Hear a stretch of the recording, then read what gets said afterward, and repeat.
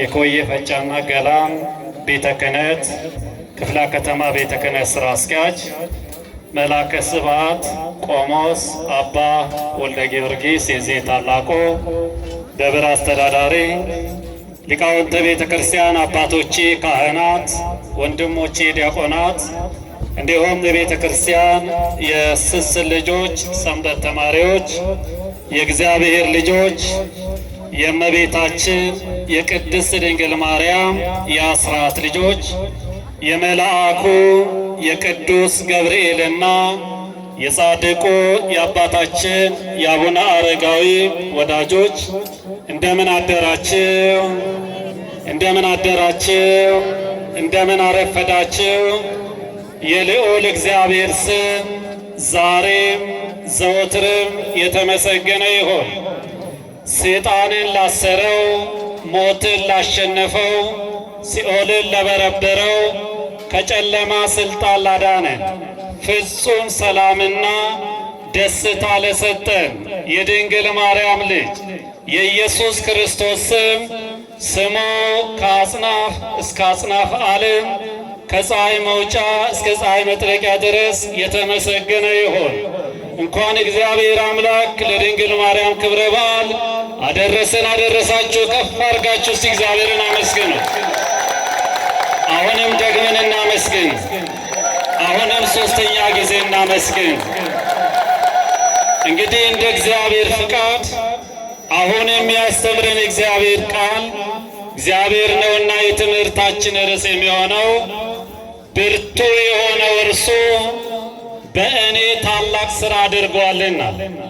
ብርቱ የሆነው እርሱ በእኔ ታላቅ ሥራ አድርጓልና። የሉቃስ ወንጌል ምዕራፍ 1 ቁጥር 49 ላይ የትምህርቱ መሠረታዊ ዓላማ ጌታችን አምላካችን መድኃኒታችን ኢየሱስ ክርስቶስ ሁሉን ቻይ አምላክ እንደሆነ ማሳየትና ማሳወቅ ነው። ይህን ቃል የተናገረችው ንጽሕተ ንጹሐን ቅድስተ ቅዱሳን እመቤታችን ቅድስት ድንግል ማርያም ናት። መቼ ነው ቃሉን የተናገረችው? በምስጋና ጊዜ ነው። ለምንድን ነው እመቤታችን ድንግል ማርያም ብርቱ የሆነው እርሱ በእኔ ታላቅ ሥራ አድርጓልና በላይ ያመሰገነችው? የሉቃስ ወንጌል ምዕራፍ 1 ቁጥር 26 ላይ በስድስተኛ ወር መልአኩ ቅዱስ ገብርኤል ከዳዊት ወገን ከሆነች ለዮሴፍ ወደ ታጨች ወደ አንዲት ድንግል ከእግዚአብሔር ተልኮ መጣ፣ የድንግሊቱም ስም ማርያም ነበር ይላል። ቅዱስ ገብርኤልን የላከው እግዚአብሔር ነው። ከእግዚአብሔር የተላከ የእግዚአብሔርን ነገር ነው የሚናገረው። ዮሐንስ ወንጌል ምዕራፍ 3 ቁጥር መጨረሻ ላይ ከእግዚአብሔር የተላከ የእግዚአብሔርን ነገር ይናገራል ይላል። ከእግዚአብሔር የተላከ የእግዚአብሔር የሆኑትን ያመሰግናል። ከእግዚአብሔር የተላከ ለእግዚአብሔር ሰዎች ክብርና ምስጋና ይሰጣል። መልአኩ ቅዱስ ገብርኤል ለድንግል ማርያም ደስ ይበልሽ፣ ጸጋን የሞላብሽ ማርያም ሆይ ጌታ ካንቺ ጋር ነው፣ አንቺ ከሴቶች መካከል ተለይተሽ የተባረክሽ ነሽ ብሎ ምስጋና አቀረበላት፣ ሰላምታ አቀረበላት። እመቤታችን ቅድስት ድንግል ማርያም ይህ እንዴት ያለ ሰላምታ ነው ብላ አሰበች፣ ደነገጠች ይላል። መልአኩ ስላየች አይደለም፣ ውሏ ከመላእክት ጋር ነው። ንግግሩ ነው ያስደነገጣል። እንዲህ ያለ ሰላምታ እንዲህ ያለ ምስጋና ለማንም ተሰጥቶ ስለማያውቅ ይህ እንዴት ያለ ሰላምታ ነው አለ። ቅዱስ ገብርኤል መልሰው እንዲህ አለ፣ ማርያም ሆይ በእግዚአብሔር ፊት ጸጋን አግኝተሻልና አትፍሪ፣ እነሆ ትጸንሻለሽ፣ ወንድ ልጅም ትወልጃለሽ፣ ስሙንም አማኑኤል ስሙንም ኢየሱስ ትይዋለሽ። ኢየሱስ ማለት መድኃኒት ማለት ነው። የሞትና የኃጢአት መድኃኒት። ለሞት መድኃኒት የለውም፣ ለኃጢአት መድኃኒት የለውም። ከኃጢአት ነፃ የሚያወጣን ሞትን ድል የሚያደርገውን ነው አንቺ የምትወልጂው የልዑል ልጅ ይባላል። ለመንግሥቱ ፍጻሜ የሌለውን ነው ከአንቺ የሚወለደው ብሎ አበሰራት፣ የምስራችን ቃል ነገራት ይላል። ክርስቲያኖች ኦርቶዶክሳውያን ልብ ብላችሁ አስተውሉ። መጀመሪያ ምስጋና፣ ሁለተኛ ሰላምታ፣ ሶስተኛ ያቀረበላት የምስራችን የነገራት። ከዚህ በላይ ምን የምስራች አለ? ቀጥሎ እንዲህ አለች፣ ወንድ አላውቅም አለች። እውነት ነው። የ15 ዓመት ብላቴና ናት። ለመኖር የወሰነችው በድንግልና ነው። ጥበበኛው ሰለሞን መኃልየ ዘሰሎሞን 6 ቁጥር 10 ላይ ይቺ እንደ ማለዳ ብርሃን የምትጎበኝ ማነች? እንደ ጨረቃ የደመቀች፣ እንደ ፀሐይ የጠራች፣ ዓላማ ይዞ እንደ ተሰለፈ ሰራዊት የምታስፈራ ይቺ ማናት አለ። እውነት ነው። አስቀድሞ አይተዋል። እንደ ጨረቃ የሚደምቅ የለም። የማለዳ ፀሐይ ደስ ይላል። እንደ ፀሐይ የጠራች ንጽሕናዋን፣ ቅድስናዋን፣ ድንግልናዋን እንደሷ ያለ ማንም የለም። ዓላማ ይዘው እንደ ተሰለፈ ሰራዊት ታስፈራለች። ለምን? ዓላማዋ በድንግልና መኖር ስለፈለገች። በዚህ ሰዓት ማስረጃ ነገራት ይላል። ወንድ አላውቅም ማስረጃ አቀረበላት። ማርያም ሆይ አላት። የመጀመሪያው ማስረጃ መንፈስ ቅዱስ ባንቺ ላይ ይመጣል። ይሄ መንፈስ ቅዱስ ስራ ነው። ስራውን የሚያከናውነው መንፈስ ቅዱስ ነው አላት። ሁለተኛው ማስረጃ ከአንቺ የሚወለደው ቅዱሱ የእግዚአብሔር ልጅ ነው አላት። ሶስተኛው አክስትሽ ኤልሳቤጥ የመውለጃዋ ጊዜ ካለፈ በኋላ ይኸው ጸንሳለች፣ 6ኛ ወር ሆኗታል። ለእግዚአብሔር ክርስቲያኖች ጊዜ አይገድበውም፣ ተፈጥሮ አይገድበውም። ጊዜ ቅድስት ኤልሳቤጥ ጸንሳለች። የመውለጃ ጊዜ ካለፈ በኋላ በተፈጥሮ ድንግል ሴት ጸንሳ ወለደች ሲባል አልሰማንም፣ ሊሆንም አይችልም። ይሄ ሊገድበው አይቻልም። አራተኛው ልትተላለፈው የማይችለውን ቃል ተናገራት ይላል። ማርያም ሆይ ለእግዚአብሔር የሚሳነው ነገር አለን አለ። እመቤታችን እንዲህ አለች። ይሄ ቃል ሁላችንም የሚገዛን ቃል፣ ከዚህ ቃል መተላለፍ የሚችል የለም። እነሆ አለች። ልብ በሉ ክርስቲያኖች፣ እነሆ ፍቃደኛነቷን የጌታ ባሪያ ትሕትናዋን ነው። እንደ ቃል ይሁንልኝ እምነቷ ነው። እነሆ እንደ ቃል ይሁንልኝ መታዘዟ ነው። አጠቃላይ ለዚህ ክብር ከመረጠኝ እታዘዘዋለሁ ብላ ስትናገር ከሦስቱ አካላት አንድ ወልድ በተለየ አካሉ ከእመቤታችን ከቅድስት ድንግል ማርያም ከሥጋዋ ሥጋ ከነፍሷ ነፍስ አደረ ይላል። ክብርና ምስጋና ለመድኃኔዓለም። ክርስቲያኖች አስተውሉ። መጀመሪያ ምስጋና አቅርበዋል፣ ሰላምታ አቅርበዋል፣ የምስራች ነግረዋል። ቀጥሎ አሳማኝ ቃል ነው የነገራል። እመቤታችን ቅድስት ድንግል ማርያም 3 ነገር ለኛ አስተማረች። የመጀመሪያ ፍቃደኛ መሆኗል። ሁለተኛው እመቤታችን ትሑት እናት መሆኗል። ምሳሌ 18 ቁጥር 12 ላይ ትሕትናን ክብረትን ትቀድማለች አለ። ከክብር ይልቅ ትሕትናን ይቀድማል ነው። ብዙ ሰዎች ክብርን ያስቀድማሉ፣ ግን የሚቀድመው ትሕትና። እመቤታችን ታዛዥ መሆኗን አሳየችን። ፈጥና አልዋለችም፣ አላደረችም። ፈጥና ወደ ተራራማው ሀገር ወደ ዘካርያስ ቤት ሄደች ይላል። ወደ ዘካርያስ ቤት ስትገባ ቅድስት ኤልሳቤጥ የድንግል ማርያምን ሰላምታ ሰማች። ጽንሱ በማዕፀን ዘለለ።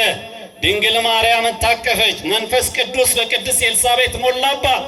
በታላቅ ጩኸት እንዲህ አለች፣ አንቺ ከሴቶች መካከል የተባረክሽ ነሽ፣ የማዕፀንሽ ፍሬ የተባረከ ነው። የጌታዬ እናት ሆይ፣ አሁን ጌታ ተጸንሰዋል። አሁን የልዑል ልጅ ቅዱሱ እግዚአብሔር ተጸንሰዋል።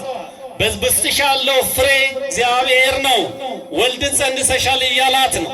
ከዚህ በኋላ እሷ እያመሰገነች ነው። የጌታዬ እናት ወደ እኔ ትመጪ ዘንድ እኔ ማን ነኝ? የሰላምታሽ ድምፅ በጆሮዬ በመጣ ሰዓት ጽንሱ በማዕፀን ጸለዋልና ብላ አመሰገነች ይላል። ለድንግል ማርያም ምስጋና አይገባም፣ ስግደት አይገባም ብሎ ማሰብ ከ6 ወር ጽንስ ማለት ነው። ክርስቲያኖች የ6 ወር ጽንስ ያመሰገነ የዘለለ ዛሬ እኛ ከማዕፀን ወጥተን እድሜያችን ገብቶ የማማስመሰግንበት ምክንያት ምንድን? ድንግል ማርያምን ለማመስገን ከእግዚአብሔር መላክ ያስፈልጋል። ድንግል ማርያምን ለማመስገን በመንፈስ ቅዱስ መሞላት ያስፈልጋል። ድንግል ማርያምን ለማመስገን የመጽሐፍ ቅዱስ ቃል ማመን ያስፈልጋል። እመቤታችን ቅድስት ኤልሳቤጥ እንዲህ ብላ መሰገነቻት፣ ከጌታ የተነገረው ቃል ይፈጸማልና ያመነች ብፅዕት ናት። ለካ አስቀድሞ ነቢያት ትንቢት የተናገሩት ስለ አንቺ ነው። ቀድሞ አባቶቻችን በምሳሌ ያዩሽ አንቺ ነሽ ብላ አመስግናታለች። እመቤታችን ቅድስት ድንግል ማርያም መላእክትን ወክሎ ቅዱስ ገብርኤል አመሰገነ። እኛን ወክላ ቅድስት ኤልሳቤጥ ሕፃናትን ወክሎ ቅዱስ ዮሐንስ አመስግነዋልና እዚህ ከፍ አድርገን እግዚአብሔርን እናመስግነው። በቅዱስ ገብርኤል ተመስግኜ በቅድስት ኤልሳቤጥ በቅዱስ ዮሐንስ ተመስግኛለሁ ብላ እመቤታችን ዝም አለች። አሁን ምስጋና ጀመረች። ነፍሴ አለች ጌታዬን ታከብረዋለች፣ መንፈሴ በአምላኬ በመድኃኒቴ ደስ ይላታል፣ የባሪያይቱን ውርደት ተመልክተዋልና። ልብ በሉ፣ ከመጽነሷ በፊት እኔ ጌታ ባሪያ ነኝ አለች። ከጸነሰች በኋላ የባሪያይቱን ውርደት ተመልክተዋልና ከዛሬ ጀምሮ ትውልድ ሁሉ ብፅዕት ይሉኛል አለች። ብርቱ የሆነው በእኔ ታላቅ ሥራ አደርገዋልና በክንዱ ኃይልን አደረገ። ትዕቢተኞችም በልባቸው ሐሳብ በትነዋል። ትሑታንን ከፍ አድርገዋል፣ ባለጸጎችን ባዶ እጃቸውን ሰደዋል። ለአብርሃምና ለዘሩ እንደተናገረ ብላ አመሰገነ። ክብርና ምስጋና ለድንግል ማርያም። እንግዲህ አስተውሉ ክርስቲያን፣ ከእመቤታችን ከቅድስት ድንግል ማርያም የመጀመሪያው ፍቃደኛ መሆኗን፣ ሁለተኛው ትሑት እናት መሆኗን፣ ሶስተኛ የእምነት እናት መሆኗን፣ አራተኛ ታዛዥ እናት መሆኗን፣ አምስተኛ አመስጋኝ እናት መሆኗን ሉቃስ አስተምሮናል፣ ጽፎልናል። እመቤታችን ለማመስገን የመጀመሪያው ከእግዚአብሔር መላክ ያስፈልጋል። ሁለተኛ በመንፈስ ቅዱስ መሞላት ያስፈልጋል። ሶስተኛው የመጽሐፍ ቅዱስ ቃል ማመን ያስፈልጋል። ለዚህ ነው ብርቱ የሆነው እርሱ በእኔ አለ ታላቅ ሥራ አድርገዋልና። ለእሷ ብቻ አይደለም ለእኛም ታላቅ ሥራ አድርጎልናል። ዛሬ ለምንድን ነው የተሰበሰብነው? ዛሬ ደግሞ ለእሷ ትልቅ ሥራ አደረገላት። እሷ በእኔ አድርገዋልና አለች። ዛሬ ደግሞ ልጇ ትልቅ ሥራ ሠራ። ዛሬ ቅዱስ ጳውሎስና ቅዱስ በርናባስ ወንጌልን ለማስተማር በአሕዛብ በኩል ተመድበዋል። የተሰጣቸው አሕዛባዊን አስተማሩ። ብዙ ሕዝብ ከአምልኮ ጣዖት ወደ አምልኮተ እግዚአብሔር መጣ።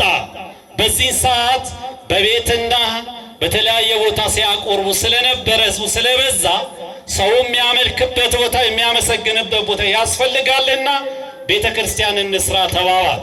ቅዱስ ጳውሎስ ግን እንዲህ አለ፣ ሊቀ ሐዋርያት ቅዱስ ጴጥሮስን መጠየቅ አለብናል። አያችሁ፣ እኔ ሐዋርያ ነኝ፣ እኔ ወንጌላዊያ ነኝ፣ ብዙ ተአምር ማደርግ ነኝ አላለም።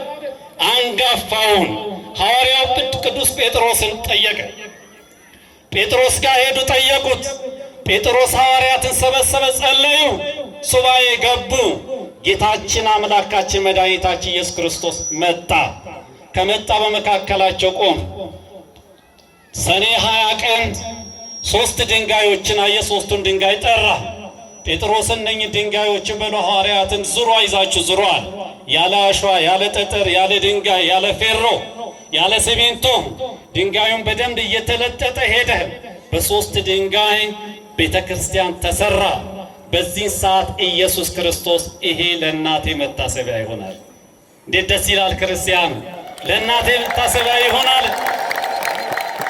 ሰኔ 20 ቀን ቤተ ክርስቲያን ከሰራ በኋላ ሰኔ 21 ቀን በዛሬ ቀን መላእክትን አስከትሎ ድንግል ማርያምን ይዞ ቅዱሳን ሐዋርያትን የሞቱትም በሕይወት ያሉትም ሰብስቦ በፊልጵስዩስ ከተማ ላይ ቤተ ክርስቲያን ከተሰራ በኋላ ራሱ ሰራዊ ቄስ ሆኖ ሊቀ ዲያቆን ጴጥሮስ ሰራዊ ዲያቆን አድርጎ ጴጥሮስን ተጨማሪ አድርጎ ቀድሶ እመቤታችን መንበር አድርጎ ቀድሶ አቅርቦ ጌታችን መድኃኒታችን ኢየሱስ ክርስቶስ ወደ ሰማይ ሄዳ አረገ ነው የሚለው። ክብርና ምስጋና ለመድኃኔዓለም ይሁን። እንግዲህ ክርስቲያን ይሄ ብቻ አይደለም። ቅዱስ ጴጥሮስን የዓለም ፓትርያርክ ሾመው። ሲሾመው መላእክት 3 ጊዜ ይገባዋል ብሎ አመስግነውታል። በእመቤታችን በቅድስት ድንግል ማርያም ስም በዛሬው ዕለት የመጀመሪያይቱ ቤተ ክርስቲያን የተሰራችበት ቀን ስለሆነ እናከብራለን። ለምንድን ነው ክርስቲያኖች እመቤታችንን የምንወዳት የምናከብራት? ከተለያየ ስፍራ ለምን ወደዚች ወደ አማናዊቷ ቤተ ክርስቲያን መጣን?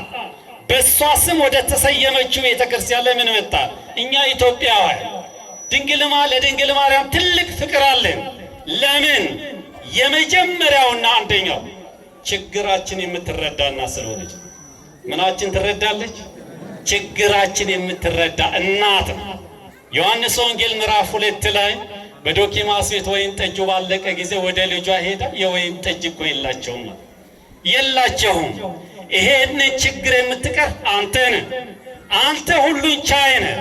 ሁሉን ታደርግ ዘንድ ቻይ እንደሆን ሐሳብ ይከለከል ዘንድ ከቶ እንደማይቻል አውቃለሁ ብሎ ኢዮብ 42 ቁጥር ጽፏል። አንተ ነህ ይሄን ማድረግ የምትችል። በዚህ ቤት የተቋረጠውን መቀጠል የምትችል አንተ ነህ። ታላቁን ደስታ ወደ መገርም ደስታ የምትቀይር አንተ ብቻ ነህ። ልጄ ሆይ የላቸውም። ችግርን የምትቀርፍ እናት ስለሆነች ችግሩን ተናገረች። የመጀመሪያው። ሁለተኛው ወደ ልጇ ታቀርበናለች፣ ወደ ጌታ ታቀርበናለች። አገልጋዮቹን ጠርታ የሚላችሁን ሁሉ አድርጉ አለች። ውሃውን ሙሉ አለ። ውሃውን ሞሉት ይላል። ችግራችን ትረዳለች፣ ወደ ልጇ ታቀርባለች። ሶስተኛ ሕይወታችን እንዲለወጥ የምታደርግ እናት።